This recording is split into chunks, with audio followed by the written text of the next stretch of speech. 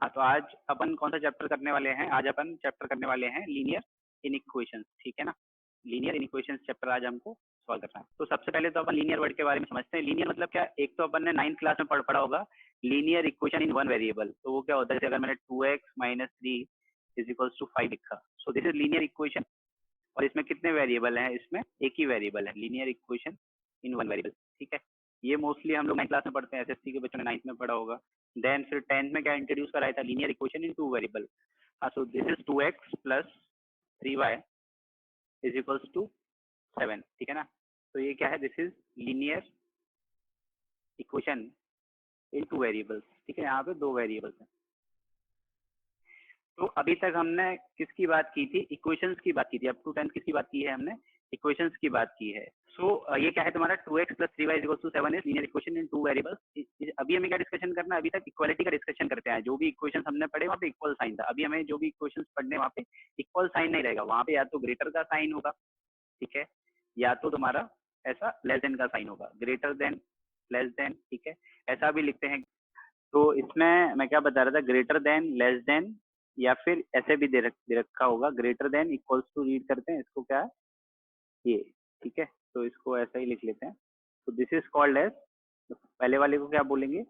Greater than, ठीक है। Second वाले को क्या बोलेंगे? दिस इज लेस देन, ठीक है। इसको लेस देन रीड करेंगे। इसको क्या रीड करेंगे? दिस इज ग्रेटर देन, या तो बड़ा होगा और या तो बराबर भी हो सकता है, ग्रेटर देन और इक्वल्स टू, ठीक है। इसको क्या रीड करेंगे? इसको रीड करेंगे अपन लेस देन और इक्वल्स टू। तो ये कैसे रीड करना है, इनको प्रॉपर दिमाग में रखना। ग्रेटर देन और इक्वल्स टू, लेस देन और इक्वल्स टू, ठीक है। तो ये हमें रीड करना रहेगा, ये भी रहेगा, ठीक है। तो अभी मैं कुछ कुछ बेसिक चीजें पूछ रहा हूँ तुमसे। मेरे को एक कई सारे बच्चों को ये क्लियर रहता है, कई सारे बच्चों को नहीं क्लियर रहता। अगर मैं ऐसा लिखता हूँ तुम्हारे सामने 3 > 2, और ऐसा लिखता हूँ 2 > इक्वल्स टू 2, ठीक है, और लिखता हूँ -2 > इक्वल्स टू 2, तो इन तीन स्टेटमेंट्स में से कौन सा स्टेटमेंट जो है वो करेक्ट है? मेरे को क्या बताना है? इन तीन स्टेटमेंट्स में से कौन सा स्टेटमेंट जो है वो करेक्ट है और कौन सा स्टेटमेंट जो है इनकरेक्ट है। जरा सोच के बताओ, तीनों सही है या फिर तीन में से कुछ सही है कुछ गलत है, ठीक है, बोलो एक बार। तो देखो, the first statement is correct, पहला स्टेटमेंट सही है, ठीक है, दिस इज करेक्ट। क्योंकि भाई हमको पता है, अगर हम नंबर लाइन पे सोचेंगे, तो let's say this is your number line. Number line पे अगर हम देखेंगे तो 3 यहाँ कहीं आएगा, उसके बाद क्या आएगा? ऐसा यहाँ पे पीछे 2 आएगा। तो जो होते हैं वो क्या रहते हैं? तुम्हारे बड़े होते हैं, और जो भी नंबर्स पीछे रहेंगे वो स्मॉलर होंगे। तो 3 ग्रेटर देन 2। सेकंड स्टेटमेंट में क्या है भाई? 2 ग्रेटर देन और इक्वल्स टू 2। कुछ लोग को ये इनकरेक्ट स्टेटमेंट जो है वो इनकरेक्ट भी लग सकता है, but this statement is correct. Correct क्यों है, इस पे भी थोड़ी बात कर लेते हैं। करेक्ट इसलिए है क्योंकि यहाँ पे ध्यान से समझो क्या लिखा है। लिखा है ग्रेटर देन और इक्वल्स टू, ठीक है ना। तो या तो ग्रेटर हो या फिर बराबर हो, दोनों चलेगा, ठीक है ना। तो आई विल कंपेयर। क्या 2 > 2 सही है? नहीं। लेकिन 2 = 2 तो सही है ना, और की बात कर रहा है। तो दोनों में से अगर एक भी चीज सही हो जाती है तो भी ओवरऑल स्टेटमेंट क्या है तुम्हारा? ट्रू है, करेक्ट है, ठीक है। तो 2 > 2 इज अ करेक्ट स्टेटमेंट। अगर मैं इसकी बात करूं -2 > 2, ठीक है, तो -2 नंबर लाइन पे कहाँ आएगा? वो तो पहले आएगा भाई, -2। तो -2 तो पहले आ रहा है, तो पहले वाले नंबर छोटे होते हैं, बाद वाले नंबर्स बड़े होते हैं। सो -2 > 2 में क्या हो जाएगा? This statement will be incorrect, ठीक है, गलत हो जाएगा स्टेटमेंट। तो ये पॉइंट समझ में आ रहा है तुम लोग को, ठीक है। फिर कुछ कुछ लोग और गलतियां करते हैं, छोटी मोटी गलतियां, वो मैं समझा देता हूँ। क्या है कि वो नेगेटिव नंबर और पॉजिटिव नंबर में कंफ्यूज हो जाते हैं। जैसे अगर मैं बोलूँ -3 और 7, ठीक है, कौन बड़ा है? -3 और 7 में कौन बड़ा है? तो ऑफकोर्स पॉजिटिव नंबर्स बड़े होंगे, ठीक है, कुछ प्रॉब्लम नहीं है। लेकिन यही सवाल में अगर पूछता हूँ -3 और -7 में कौन बड़ा है, तो कई लोग यहाँ पे गलती कर देते हैं, ठीक है। तो -3 बड़ा है कि -7 बड़ा है? बोलो जल्दी से, कौन बड़ा होगा? -3 बड़ा होगा, ठीक है ना। -3 क्यों बड़ा है? क्योंकि -3 जो है वो राइट साइड पे आता है, -7 लेफ्ट साइड पे आता है, ठीक है। तो ऐसे इनइक्वालिटी का साइन लगाना पड़ेगा। तो दीज आर ऑल बेसिक जो अभी तक हमें पता होनी चाहिए, ठीक है। जो भी हमें 10th लेवल की इंफॉर्मेशन उसके बेसिस पे हम ये समझ रहे हैं, ठीक है। 11th लेवल पे 11th में आगे हमें कुछ कुछ चीजें समझनी है, ठीक है। वो है, अभी तक हम लोगों ने 10 तक सेट के नोटेशन के बारे में थोड़ी बहुत बात कर ली थी कि सेट क्या होता है, उसमें वॉवल्स रख सकते हैं, कॉन्सोनेंट्स रख सकते हैं, इनफाइनाइट सेट, फाइनाइट सेट, ठीक है ना। तो ये सब छोटी मोटी बातें अपन ने कर ली थी। अभी उनको एक बार लिख लेते हैं, और जो भी लीनियर इक्वेशंस में हमें इस्तेमाल होने वाला है तो कुछ कुछ सिम्बल्स का इस्तेमाल होता है, तो हम सिम्बल्स को लिख लेते हैं। तो लीनियर इक्वेशंस में जो भी आंसर आता है वो इन टर्म्स ऑफ इंटरवल लिखना होता है। किस टर्म्स में लिखना होता है, हमें इंटरवल के टर्म्स में लिखना होता है। तो जैसे समझो कि अगर मैं ये बोलना चाहता हूँ कि एक नंबर लाइन बनाया, उस पे नंबर लिखा मैंने 0 और 2, ठीक है ना। तो पहली बात तो ये बताओ कि 0 से 2 के बीच में कितने नंबर्स हैं, how many numbers are there in between 0 to 2। 0 और 2 के बीच में कितने नंबर्स हैं। तो जो लोग इनफाइनाइट बोल रहे हैं वो यहाँ पे करेक्ट हैं, इनफाइनाइट वाले लोगों का आंसर सही है। जो लोग खाली 2 बोल रहे हैं या 1 बोल रहे हैं, 1 तो एक नंबर है, ठीक है ना। इसके अलावा अगर तुमको कोई बोले कि 0.5 भी तो इसी पे लाई करते हैं ना, ठीक है ना। 0.5 नंबर भी होगा वो इसी नंबर लाइन पे ही आएगा, और let's say there is a number 1.5 वो भी यहीं आएगा। इसके अलावा भी तो you can have many points ना, 0.1, 0.2, 0.3। तो इसमें तो देखो बहुत ही सारे पॉइंट दिख रहे हैं मुझे जो कि काउंटेबल भी नहीं है, ठीक है ना। तो इन दोनों के बीच में how many entries are there, तो कुछ लोगों ने करेक्ट स्टेटमेंट बताया है कि 0 और 2 के बीच में देयर आर इनफाइनाइट नंबर्स। तो हम यहाँ पे नेचुरल नंबर्स की बात नहीं कर रहे हैं, यहाँ पे हम किसकी बात कर रहे हैं, इनफाइनाइट नंबर्स होंगे इनके बीच में, ठीक है ना, जो कि 0.1, 0.2 ऐसे होंगे। बाकी कई सारे इरेशनल नंबर्स भी आ सकते हैं, ठीक है। जैसे 1 और 2 के बीच में एक नंबर आएगा √2, √2 का वैल्यू कितना होता है 1.414, वो भी इसके बीच में आएगा, ठीक है। अभी इनको समझते हैं कि इनको रिप्रेजेंट कैसे करेंगे, ठीक है ना। तो एक वे ऑफ रिप्रेजेंटेशन होता है तुम्हारा ओपन इंटरवल, ठीक है ना। ओपन इंटरवल, ओपन इंटरवल का मतलब क्या है कि तुम्हारा जो भी आंसर आया, ठीक है ना, जो भी आंसर आया उसमें मुझे ए और बी ये दोनों पॉइंट नहीं इंक्लूड करने हैं, ठीक है ना। ए और बी नहीं इंक्लूड करना है, लेकिन ए के जस्ट राइट में जो भी पॉइंट होगा वो हमको क्या करना है, इंक्लूड करना है। तो ओपन इंटरवल में हम कैसे लिखते हैं, ए कॉमा बी, और यहाँ पे क्या लगा देंगे, ऐसा ओपन लगा देंगे, यहाँ पे ओपन लगा देंगे।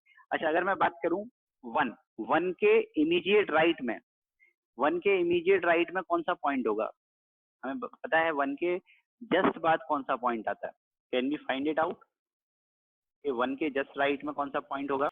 तो तुम बोल सकते हो कि सर 1 के राइट में 1.1 है, 1 के राइट में 1.1 के बीच में भी तो I can find some point. जैसे अगर यहाँ 1 है, यहाँ 1.1 है, तो इसके बीच में कितने पॉइंट्स हो सकते हैं, इसके बीच में भी इनफाइनाइट पॉइंट्स हो सकते हैं। जैसे 1.05 भी इसी के बीच में होने वाला है, ठीक है।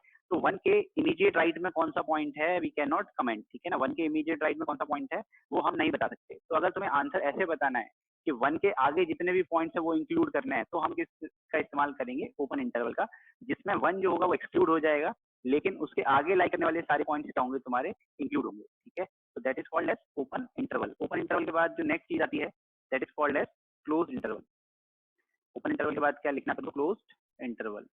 तो क्लोज इंटरवल हम सवाल में कब लिखते हैं, जब हमें ए और बी दोनों को इंक्लूड करना होता है, और साथ साथ इनके बीच में लाई करने वाले सारे पॉइंट्स जो कि ए और बी के बीच में लाई करेंगे, सारे पॉइंट्स जो भी इसमें लाई करने वाले हैं उन सबको भी इंक्लूड करना होता है। Then you need to use the symbol of close interval. ऐसा लिखेंगे A comma B close interval, ठीक है ना।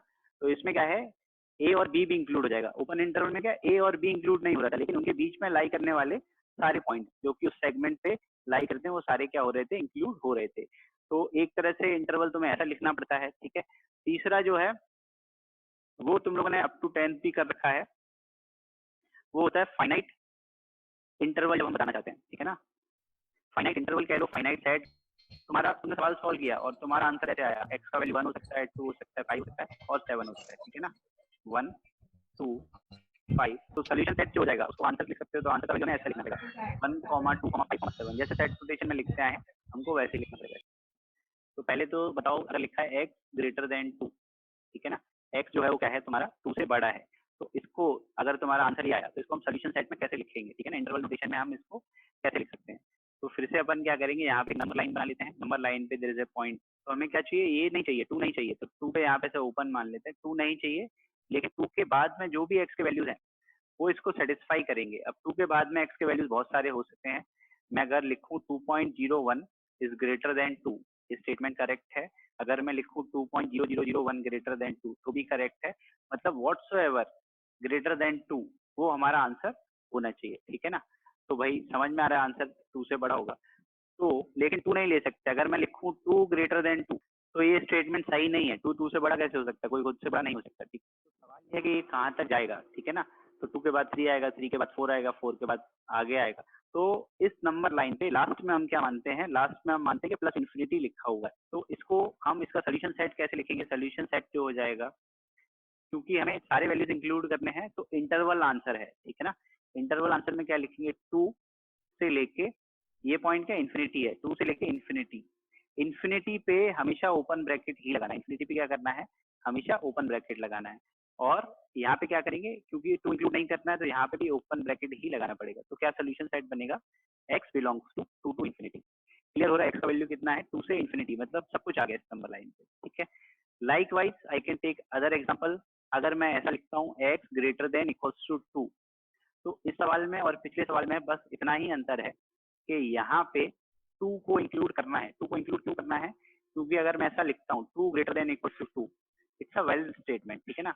या तो ग्रेटर है और इक्वल है, तो यहाँ पे इक्वालिटी वाली बात सही हो गई, एक बात भी सही हो गई तो अपन सही मान लेंगे, ठीक है ना। तो इस सोल्यूशन सेट को अपन कैसे लिखेंगे, will write x belongs to 2 to infinity, ठीक है ना। इसको हमें ऐसा लिखना पड़ेगा। इन्फिनिटी पे हमेशा क्या लगाना होता है, हमें ओपन ब्रैकेट लगाना होता है। इन्फिनिटी पे हमेशा ओपन ब्रैकेट लगाएंगे। तो समझ में आ रहा है तुम लोग को बात। अगर x को 2 या 2 से बड़ा रखना है तो क्लोज इंटरवल का इस्तेमाल करेंगे, और अगर खाली 2 से बड़ा रखना है तो ओपन इंटरवल का इस्तेमाल करेंगे, ठीक है ना। थर्ड पॉइंट क्या है, अगर तुमको इनइक्वालिटी ऐसी दे रखी हो x लेस देन 2, तो क्या आंसर होगा भाई x लेस देन 2 का। तो वापस से नंबर लाइन बना लेंगे, नंबर लाइन पे देयर विल बी 0.2, लेकिन हमें क्या चाहिए, x का वैल्यू 2 से छोटा चाहिए, तो 2 नहीं करना इंक्लूड, ठीक है ना, 2 से छोटा इंक्लूड करना है। तो now my solution set will be, सबसे लेफ्ट में क्या है, हमें हमेशा सोल्यूशन सेट लिखना होता है तो सबसे पहले लेफ्ट में लिखेंगे।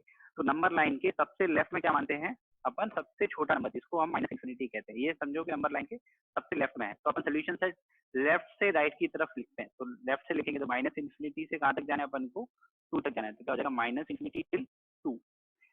इन्फिनिटी माइनस इन्फिनिटी हमेशा ओपन ही रखना है, उनको क्लोज नहीं कर सकते, क्योंकि वी आर नॉट श्योर कि इन्फिनिटी कौन सा पॉइंट है, ठीक है ना। तो वहां पे हमेशा ओपन ही रखेंगे। 2 पे क्लोज करेंगे या ओपन करेंगे, क्योंकि यहाँ पे इक्वालिटी नहीं दे रखा है, यहाँ पे क्या है, इनइक्वालिटी दे रखा है। तो हमें ऐसे नंबर चाहिए जो 2 से छोटे हों, ठीक है ना, 2 से छोटे नंबर, मतलब ये और ये। तो तुम्हारा ये सोल्यूशन सेट हो जाएगा। पॉइंट क्लियर हो रहा है तुम लोग को, ठीक है। इसके बाद जो है फोर्थ सवाल अगर दे तो लिखा है x लेस देन और इक्वल्स टू 2, तो इसका आंसर क्या हो जाएगा भाई, पिछले सवाल इस सवाल में कितना, x बिलोंग्स टू, तो this will be minus infinity से लेके 2 पे क्या कर देंगे अपन, क्लोज लगा देंगे। तो इस तरह से अपन को ये लिखना है। तुम लोग को ये पॉइंट समझ में आ रहा है। तो ऐसा दे रखा है x -1 लेस देन -2, तो सब लोग जरा फटाफट बताएंगे इसका आंसर क्या है। फोर्थ सम में मैंने क्या लिखा था, x less than equal to 2 ऐसा लिखा था। लास्ट प्रॉब्लम की बात कर रहा हूँ मैं। तो लास्ट प्रॉब्लम में अगर x तुम्हारा 2 या 2 से छोटा है, ओपन ब्रैकेट और क्लोज ब्रैकेट कब लगाना है, जैसे अगर दो चीजें हैं, या तो ऐसा दे रखा है x less than equal to 2 और ऐसा दे रखा है x लेस देन 2। तो अगर इक्वालिटी नहीं दे रखी है, यहाँ पे इक्वल का साइन नहीं दे रखा है, तो हमें ओपन ब्रैकेट का इस्तेमाल करना होगा। तो हम क्या लिखेंगे, x बिलोंग्स टू, सबसे लेफ्ट एक्सट्रीम पे x का वैल्यू क्या हो सकता है, माइनस इन्फिनिटी से लेके 2, क्योंकि इक्वालिटी नहीं दे रखी तो ओपन ब्रैकेट इस्तेमाल करना है।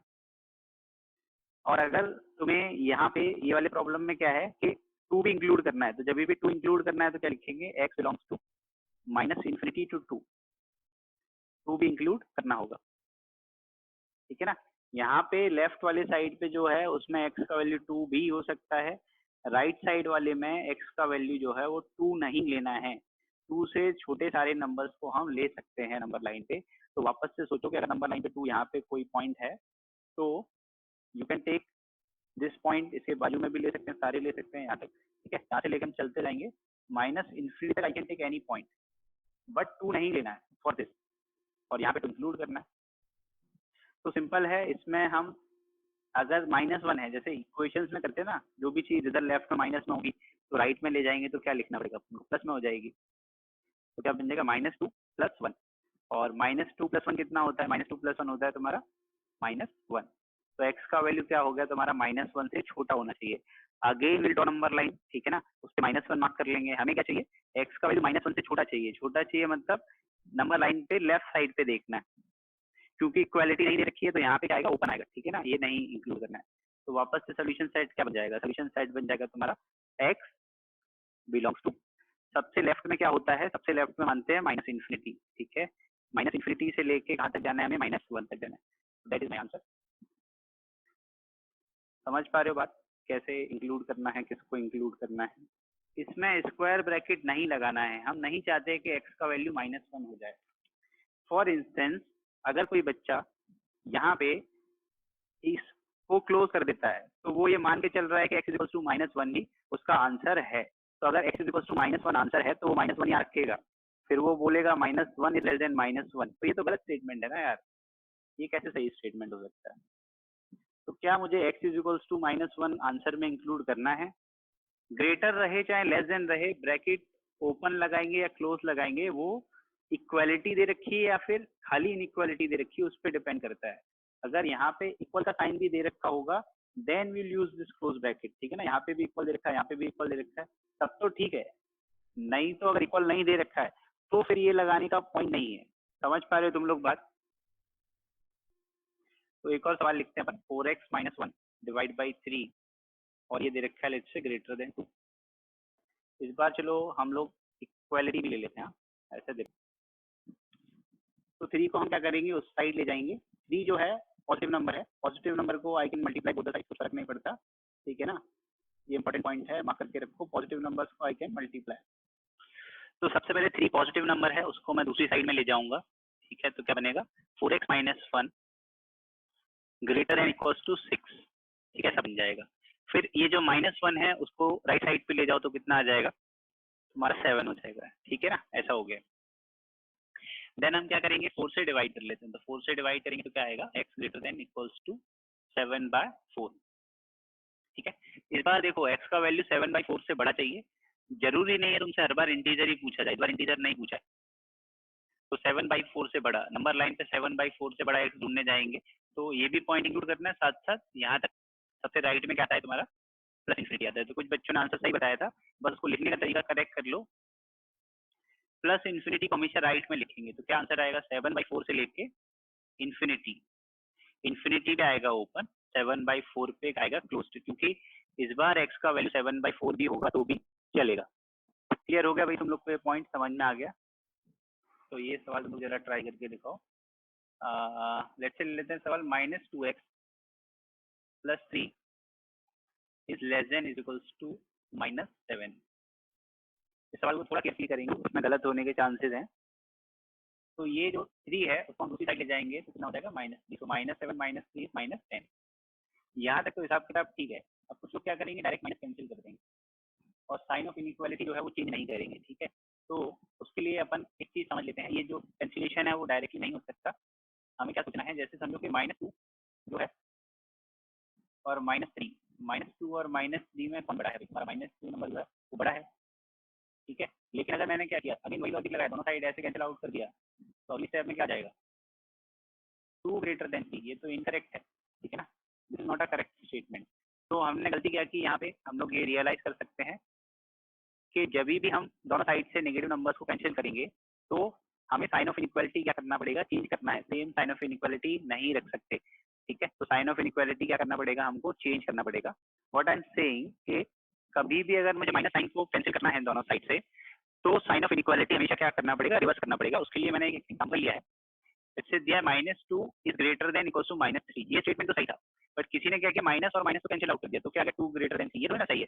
तो यहाँ पे गलती हमने क्या आइडेंटिफाई की, गलती ये है कि माइनस साइन जब भी हम कैंसिल करेंगे तो साइन ऑफ इनइक्वालिटी करना होगा, साइन ऑफ इनइक्वालिटी रिवर्स करना पड़ेगा, तभी तुम्हारा आंसर जो है करेक्ट आएगा। तो इसको हम दूसरे तरह से कैसे याद रखेंगे, whenever multiplied by negative number, जब भी हम साइड्स को क्या करेंगे, मल्टीप्लाई करेंगे नेगेटिव नंबर से, तो साइन ऑफ इनइक्वालिटी क्या करना पड़ेगा, हमको रिवर्स करना है। ये बहुत ही इंपॉर्टेंट चीज है। तो हमें कभी भी मल्टीप्लाई करना है, ठीक है, दोनों साइड नेगेटिव नंबर से या पॉजिटिव नंबर से, तो जब भी हम नेगेटिव नंबर से मल्टीप्लाई कर रहे हैं, do remember sign of inequality क्या करना है, हमको चेंज करना है, तो ही तुम्हारा आंसर जो है करेक्ट आएगा। नहीं तो आंसर जो है वो इनकरेक्ट आ जाएगा। ठीक है, तो यहाँ पे हमने इफेक्टिवली देखो जो साइन कैंसिलेशन है वो इक्विवेलेंट है, दोनों साइड -1 से मल्टीप्लाई करें उसी के बराबर है। तो ये जब कैंसिल आउट होगा तो हमें क्या लिखना पड़ेगा, ऐसा नहीं लिखेंगे, ये तुम्हारा इनकरेक्ट हो जाएगा। तो correct statement is 2x greater than equals to 10।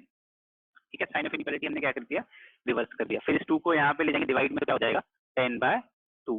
ठीक है, तो क्या बन जाएगा, x should be greater than equals to 5।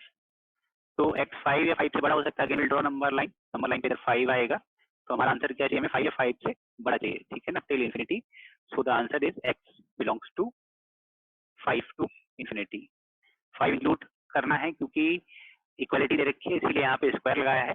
Infinity पे हमेशा ही ओपन लगाना है, तो इन्फिनिटी पे अगेन हमने क्या कर दिया, ओपन कर दिया। इन्फिनिटी से 5 लिखा तो हम ऐसा नहीं लिखते, हमेशा लेफ्ट साइड पे क्या करते हैं, ऐसा लिखना गलत है। ठीक है, एक पैटर्न है, कभी भी अपन इंटरवल नोटेशन लिखते हैं तो लेफ्ट एक्सट्रीम पे छोटा नंबर लिखेंगे और राइट एक्सट्रीम पे बड़ा नंबर लिखेंगे, ऐसा कन्वेंशन है। ठीक है ना, ऐसा मान के चलेंगे।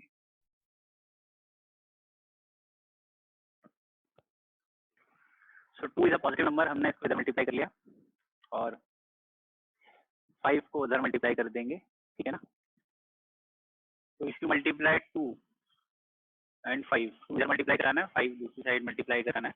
This is 2x plus 3 and यहाँ पे अपन को लेस देन का सिंबल रखना है और दूसरी साइड किसका मल्टीप्लाई कराना है, 4x माइनस 1 का। ठीक है, तो क्या बनेगा, यहाँ से 2 से मल्टीप्लाई करा लेंगे तो 4x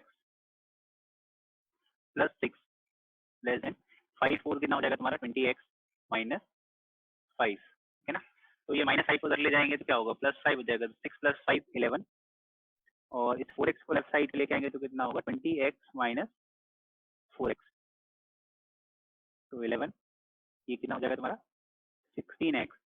फिर 16 से भी डिवाइड कर देंगे तो क्या हो जाएगा 11/16। ये इसको चाहे ऐसा लिखो, अगर ऐसे समझने में कंफ्यूजन है तो उसको उल्टा भी लिख सकते हो, ऐसा भी लिख सकते हो। अभी भी साइन देखो x की तरफ ही ओपन है, x ग्रेटर देन 11/6। ठीक है, इसका आंसर हमको, इसका सोल्यूशन सेट लिखना है। तो इसका सोल्यूशन सेट हम कैसे लिख सकते हैं, वापस से नंबर लाइन बना लेंगे। 11/16 विल बी सम पॉइंट। ठीक है ना, और यहाँ से इससे बड़े नंबर चाहिए टिल इन्फिनिटी, तो हम क्या जाएंगे 11/6 से 16 से इन्फिनिटी तक जाएंगे।